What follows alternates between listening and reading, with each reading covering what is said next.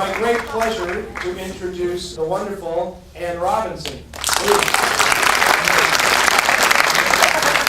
Tell us what you remember about actually making this film. Well, I had just finished, I was under contract to Paramount, and I just finished War of the Worlds. And I knew Ivan Tors because I had done one play in my life at the Circle Theater, which was on a street very close to Paramount Studio, was RKO, which is now Paramount, used to be Desilu.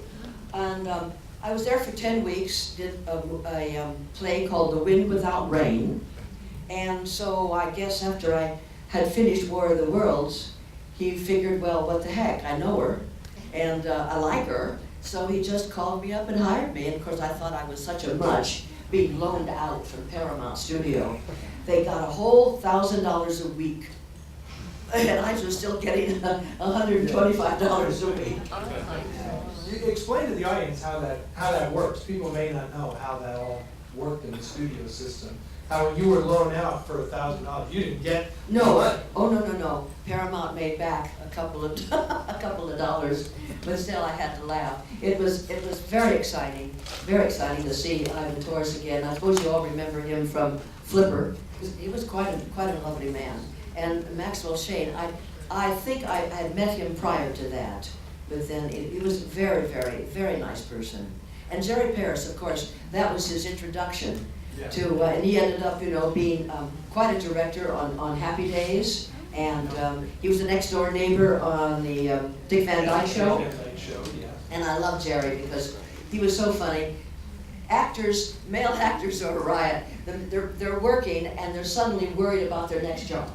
That's all he talked about, his next job. You like to see that level of commitment to the job. Right, he was adorable. We dated for a while. I do believe he did get the job because he was a very close friend to Shelley Winters.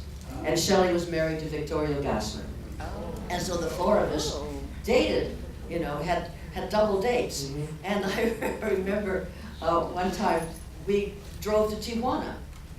And this was after the film. After the filming, we drove down to Tijuana, and when we crossed the border, we spent the whole afternoon there. And then coming back, it occurred to us he doesn't have permission to get back into the United States. We never thought that. Gee, you just made an entire movie. That was why it was so funny. And so here he is. He didn't have a screen card yet, and he only had a work permit, and now we're in a foreign country. Well, who would have thunk it? So we're trying to figure out how to get across the border because they always stop you and ask you where you were born, and if you're an American citizen. And so we're practicing. How's he going to say,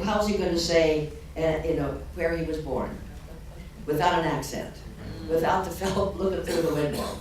So finally we got up to the border crossing, and the man was so fascinated with Shelley Winters, he hardly paid any attention to any of us.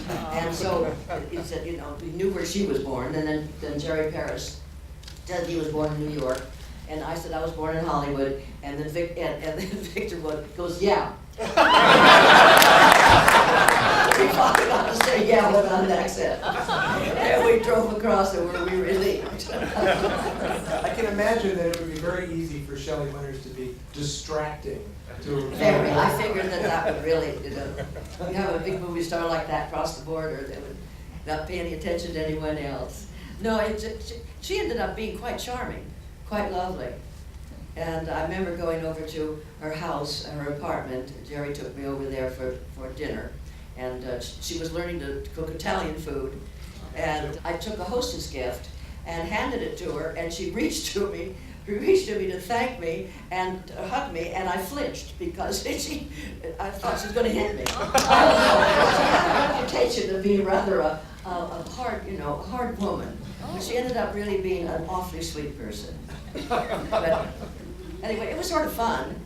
Now, do you remember what the story? I heard some people kind of gasp in the audience when they realized that Victorio Gassman and Shelley Winters were married.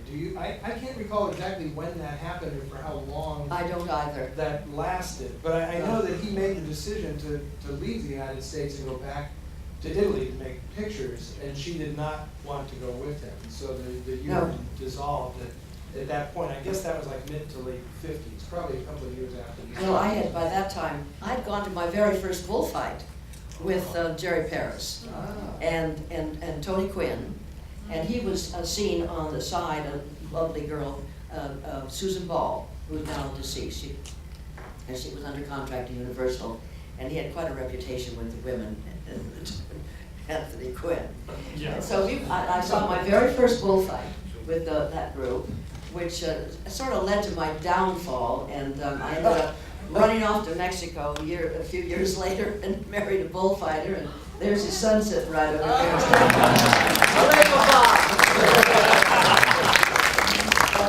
Tony Quinn gave me my first drink of tequila. I won't ask what happened after that. Started me on the road to debauchery, I'll tell you. Now it's bourbon.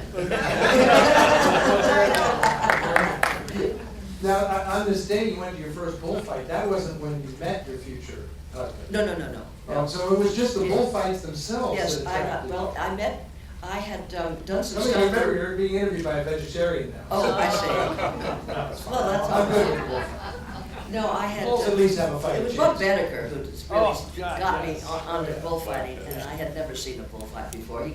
I was a stunt girl for a young lady on Black Midnight with Roddy McDowell, and he was teaching Roddy McDowell how to do passes, and I just got fascinated with it and read everything I could. So we put that on our first bullfight. It was Carlos Arusa, so it was quite down in Tijuana. It was quite an afternoon. Yeah, I knew Bud. And then I really ended good. up. That's all Did I you know wanted to talk- Bud? That's all I wanted to talk about was bullfights. I know. No, he was quite a guy, quite a man. So I said he led to my ruin, to my nation and downfall. Now, you just mentioned about your start in the business being as a stunt woman. Yes. And I've read a couple of things about how, and they don't say that you fibbed your way into the business or you conned your way into the business. But to me, if you're a stunt person and you can ride, you're not conning anybody. Well, I told him I could do more than I could do.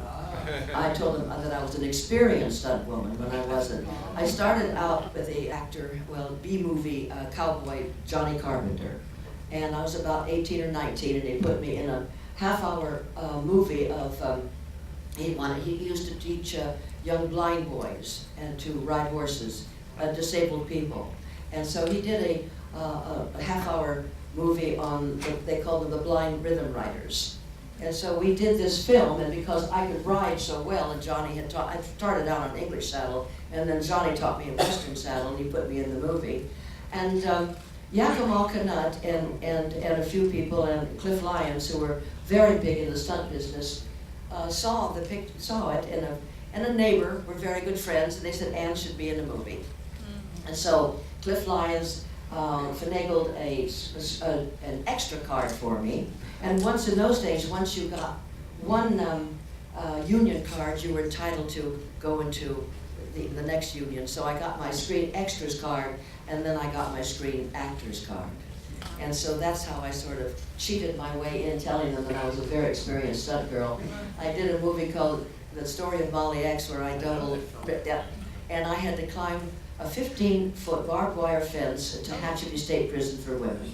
Had the slightest idea what I was doing. I told everybody I knew that I was an experienced stunt girl. I climbed that fence. And then I got on top of it, and I'm looking 15 feet down. And the director is like, "Jump, damn it, jump!" And I jumped.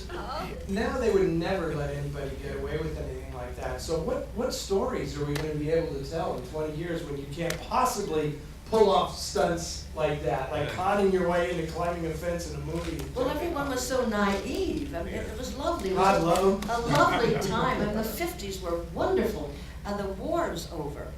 And everyone was just so kind and happy. You know, things were different. Things were lovely.